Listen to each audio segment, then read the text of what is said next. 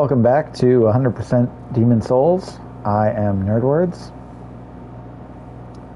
I will never ask you to like or subscribe. I will only ask you to comment if you think that I missed something. So, in the last... No, I don't have to repair anything. In the last video, I raised my my faith to 20. And she's supposed to give us...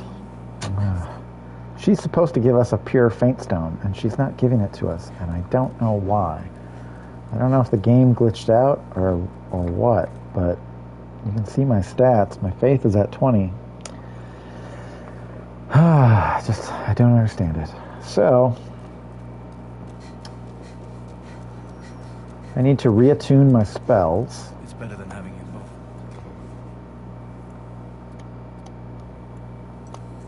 Get rid of Poison Cloud, get back Soul Arrow. And I'm still wearing the Thief Ring. We are going to go kill the Dragon God. This is, in my opinion, the easiest boss fight, because all it does is require... it requires enough magic points to do it, and it requires patience.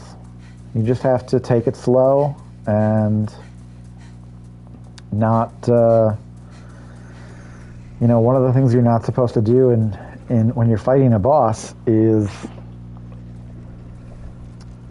take too many hits, get greedy. Just don't get greedy. If you pace yourself, you'll be fine.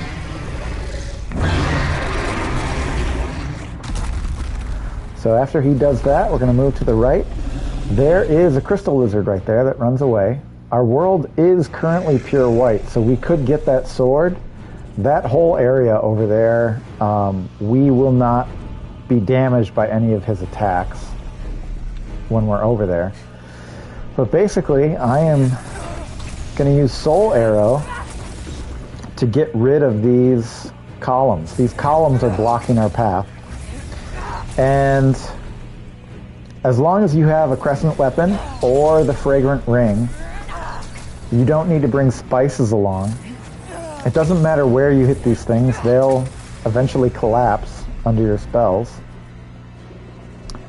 And I do tend to wait for his head to be turned before I run to the next column, because I don't want him to punch the wall.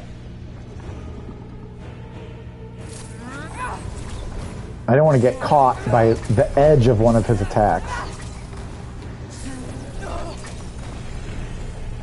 I think that the worst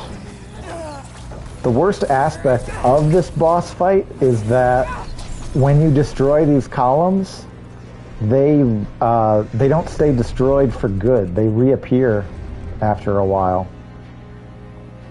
Like if you die and have to start over, you have to destroy the columns all over again. And I really wish that it didn't do that. So as he starts to look away, we're going to run forward.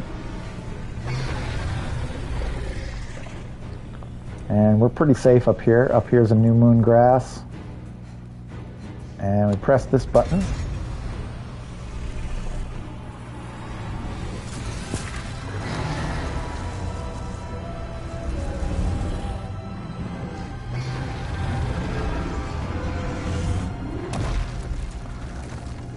So now with one of his arms injured, I don't believe he can actually attack the top area there. I think we could go back and get the sword if we wanted to, but let's actually see. Because I can always start the fight over, right? Yeah, he doesn't aggro on us at all. He doesn't care. Doesn't care that we're up here. Cannot carry. Item will exceed carry capacity. Well, we're going to have to come back for it. But as you can tell, the world is already at pure white because that passageway is blocked if we're not at pure white world tendency. So, because one of his arms is injured, we got a Stone of Ephemeral on us there. Because one of his arms is injured, he will not punch the ground. He will use his flame breath now. So we want to stay behind the pillars so he can't see us. And just do the same thing. Generally, Soul Arrow is going to hit something that's aligned with your right shoulder. It goes a little bit higher than where your right shoulder is. So you can kind of see that pillar is destroyed. And I would only take these columns one at a time. He's looking away, so we're going to run forward.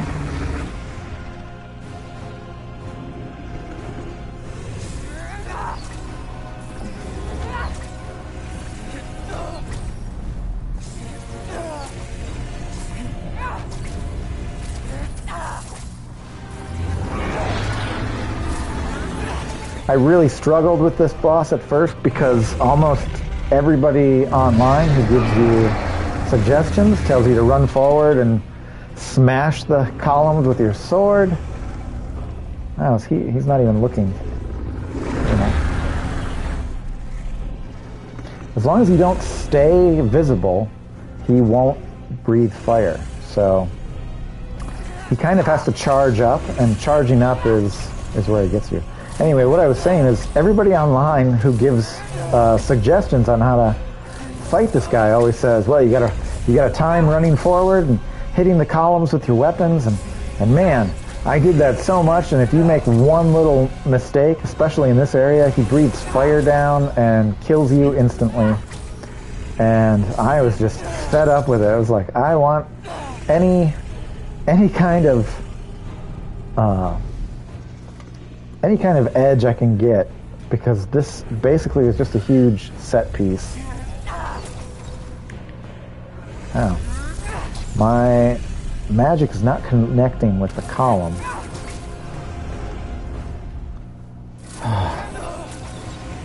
It just goes to show, like, as soon as I start streaming content, oh, there we go. I think I could destroy that column down there, too. I don't know. We'll figure out when I get down there.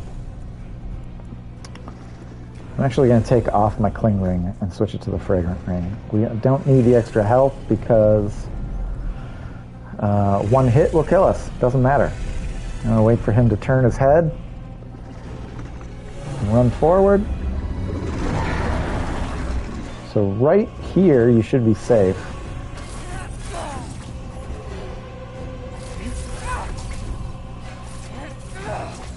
And then rinse and repeat.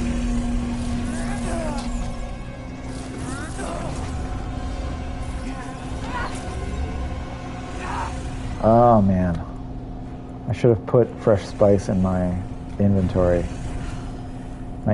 bar. I'm just going to take 2 of them. There we go. I only needed to hit it one more time. So, oh, his head was perfectly turned right there. Don't want to do that. As soon as he turns his head behind me, I'm going to run forward. Man, he just noticed us right now. He's charging up his breath weapon. But you should be fine right there. And then there's a crystal lizard right up here.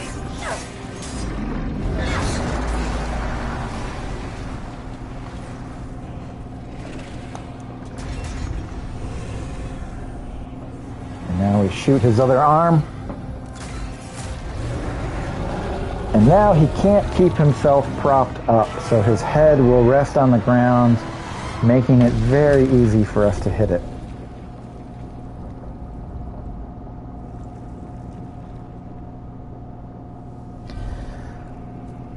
And you can see his health is almost completely gone. Over here we have the Master's Ring, which I'm going to take a look at really quick. Damage plus from optimal hits. Shaped with straw rope, this ring increases damage inflicted by optimal hits while decreasing damage inflicted by all other attacks. So basically what that means is when you backstab someone or when you riposte and counterattack, you'll do more damage with those attacks than with your regular attacks, and your regular attacks are decreased. One of several rings originating in a distant land known for its unique sword crafting technique. This ring, too, was crafted with a comparably uncommon process. And, well, I don't think you'll die if you walk off the ledge there. One of the things I did before I started the... Oh, you know what? I thought about doing it, and then I didn't do it. Oh, I did do it. Okay.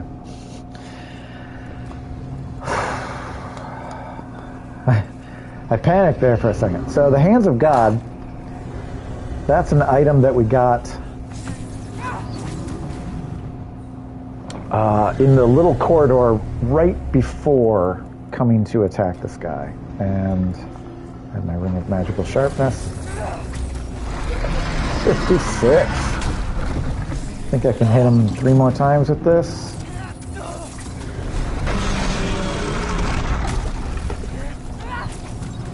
Yeah, I'm not going to risk it at this point. So the Hands of God are a weapon that you need a 19 strength and a 16 faith for. So that's why I've been building up this character's strength and faith. Pair of fists belonging to a man who became a pugilist god. In order to unlock the trophy for defeating the dragon god, you have to punch him with the Hands of God. So right there, he did a breath weapon. We're going to run forward and punch him, and then roll away. As soon as his breath weapon stops, we'll punch him and roll away. And at this point, I'm going to wait for his breath to come out, because you'll see the sparks come out of his mouth. And as soon as it stops, punch him, roll away.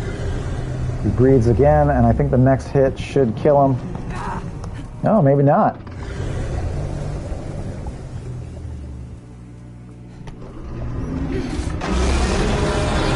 Uppercut.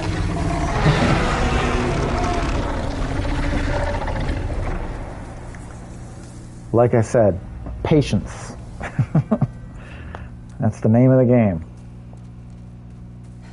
We get a pure dragon stone for our trouble, and a dragon demon soul. And in order to get to this little shiny, you have to come up above it. Legendary warrior soul. And I don't know if I'll be able to pick up that weapon or not. We might have to come back for it later. But I will drop all of my gear if it's required of me in order to pick it up.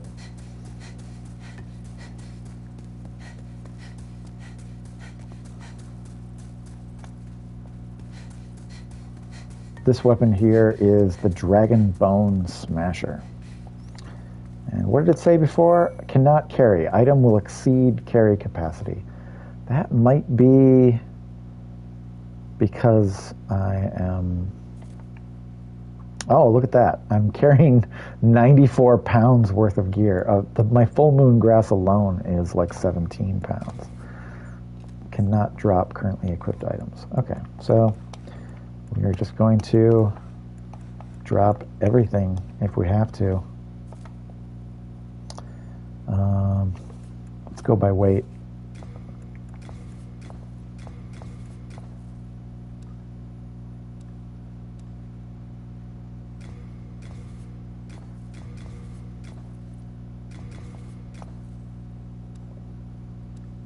Oh yeah, let's drop those. Cannot drop currently equipped items. Okay, well, we're dropping a lot.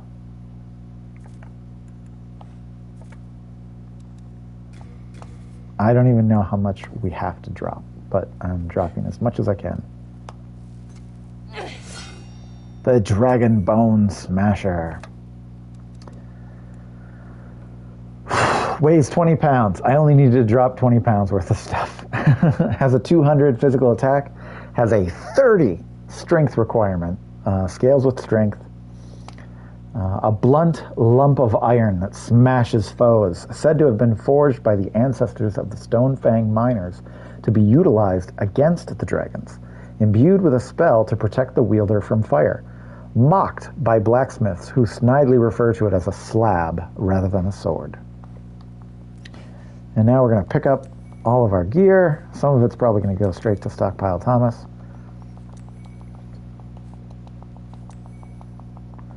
If if we're picking it up in the reverse order in which I dropped it, then a lot of grasses will go to stockpile Thomas. Yeah, look at that. Fallen grass. Okay. And I'm going to re-equip all of my gear.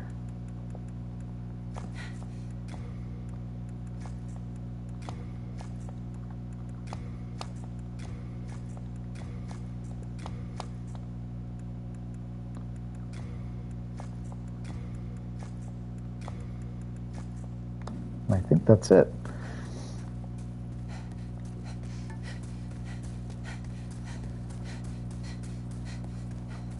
Oh, you know what? I have evacuate, so why don't I just use that and speed this all along?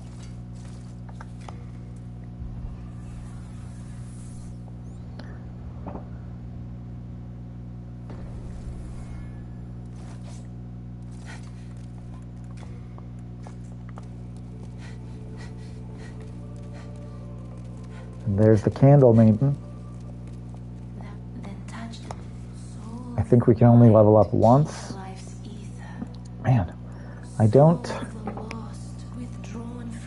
think I'll upgrade dexterity. I want another spell slot, so I'm going to keep upgrading intelligence at this point until I get that 4th spell slot. But man, I don't understand why we didn't get the pure faint stone earlier. Yeah, very confusing. Oh, is that you again? Do you have further offerings? Vito the Moonlight Knight, Resiah of Istarel, even Selen Vinland. Many honorable knights have ventured into Boletaria in search of the Valley of Defilement. The vicious rumors about Estraya offend our most basic sense of respect for God's name. However, none of these great knights have made it back. Could it be that that wretched valley is so infested with grime that even our Lord's voice does not resonate there? Or perhaps it is the fate of those left behind by God. Umbasa. Yes, I certainly cannot. And I think that's all he says at this point. We rescued Sage Frake, and so I think Yuria will say new things now as well. I'm certain you wish to learn which crew would honor me to assist one such as you, but are you sure? Do you know Waydt, the Silent Chief? He dons pitch-black armor and a helmet with 2 sharp spikes. Wayt's presence in Boletaria has resulted in the death of many a great hero.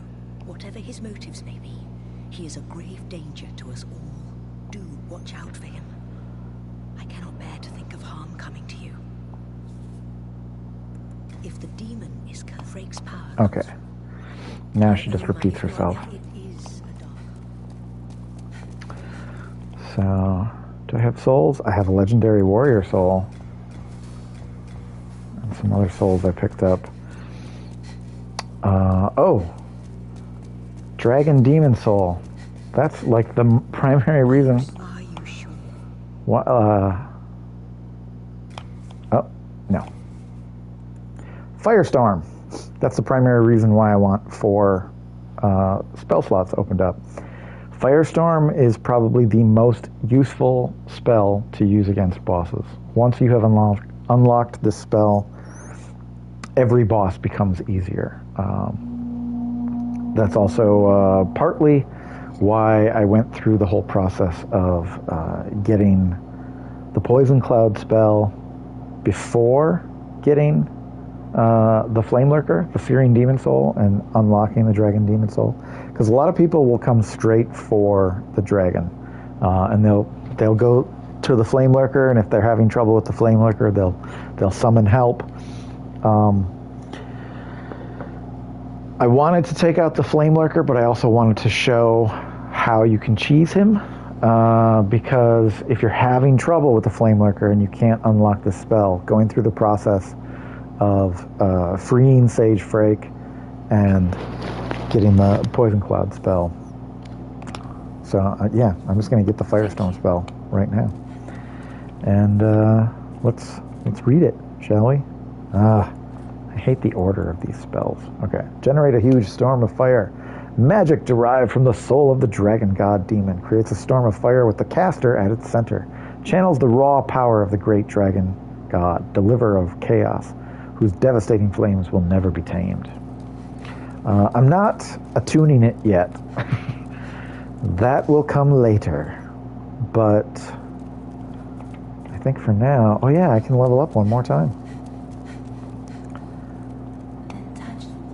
And yeah, I really don't understand why the worshiper of God is not giving me the pure faint stone. I'm just going to keep upgrading intelligence until I unlock that 4th spell slot. And we have conquered World 4 and World 2.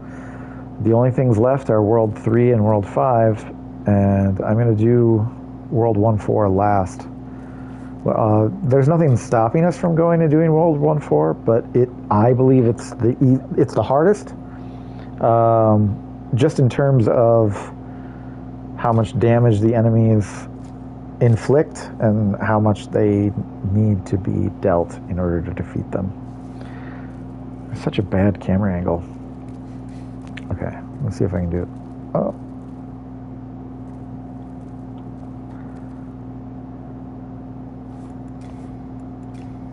Okay. Wow, it's like the camera won't let me go below for some strange reason. Well, that's it for this broadcast. Thank you for watching.